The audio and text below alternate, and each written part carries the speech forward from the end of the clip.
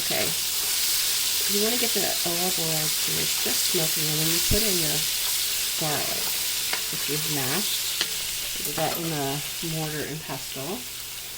You want to get the garlic just brown, fairly brown, but you don't want to burn it. And then let's throw in the onions.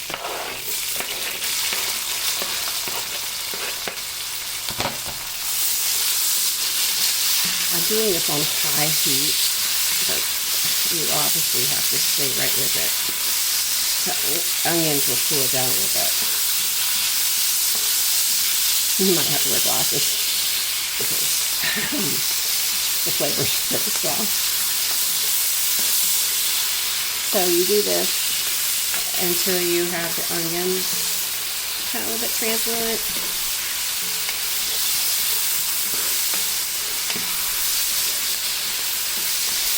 At this point, it's up to you and your flavor preference, whether you add the lentils and then you add the potatoes and onions, potatoes and carrots, which goes first. I've done both.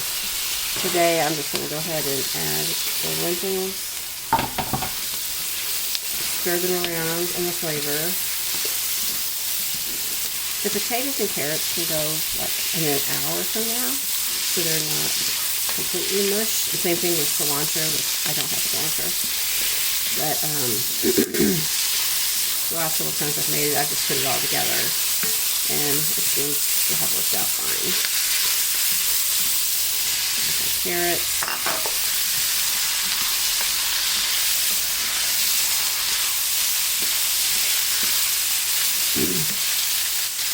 And potatoes. Now obviously potatoes will cook a lot faster than carrots, but they need to hold their own. They'll eventually get mushy. Now I use 3 cups of lentils. That will multiply to easy 6 to 8. They multiply like triple. It's amazing. So what I'm going to do now is Lentil.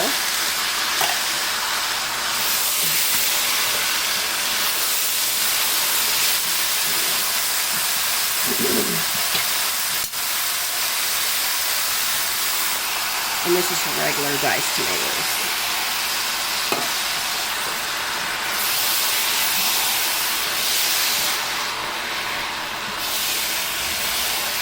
And at this point, you can go ahead and put in your salt.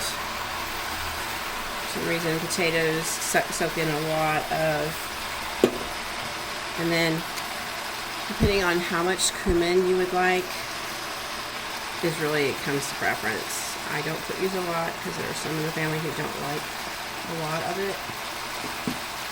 I like to add a little bit of olive oil.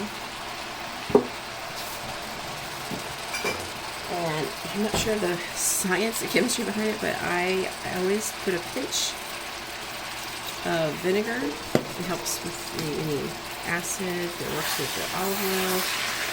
I do that in my chili. I do that in my spaghetti sauce. Okay, at this point, we've got most of everything in here that I like. We are going to now fill this with water, and we're going to bring it back to a boil.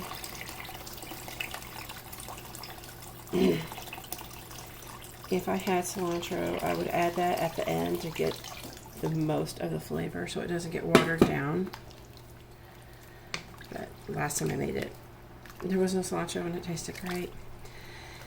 Now this is meatless.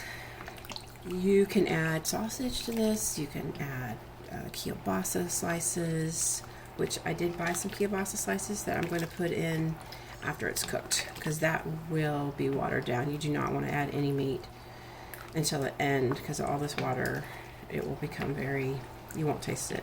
It'll just be more of a consistency thing. Now, through the week, I use this as leftovers. Sometimes it will get thick, and what you will want to do is either add water or add more tomato. You can get creative with it. So it's going to sit here for maybe about, it'll be ready in probably about an hour or 2. So there you have it, lentil stew.